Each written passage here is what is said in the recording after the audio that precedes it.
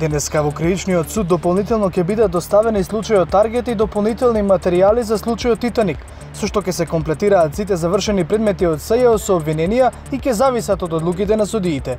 Нова ТВ дознава дека целиот процес од доставување на обвиненијата, распределбата на предметите и одлуките на судиите е под силен мониторинг, со оглед на важноста на случаите не само за СЈО, туку и за целата јавност. Обвинети во случаите се 94 лица и 7 фирми.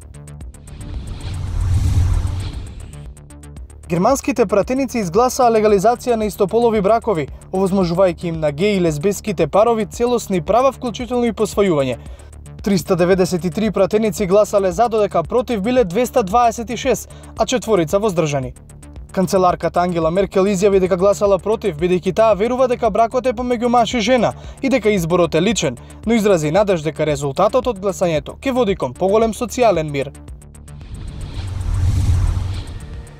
Управата за хидрометеоролошки работи соопшти дека до сабота нашето подрачје ќе биде под влијание на многу топла воздушна маса, која ќе предизвика сончево и многу топло време со надпросечни температури на воздухот. Максималните температури долж по Вардарието и во јужните делови ќе го надминуваат 40 степен.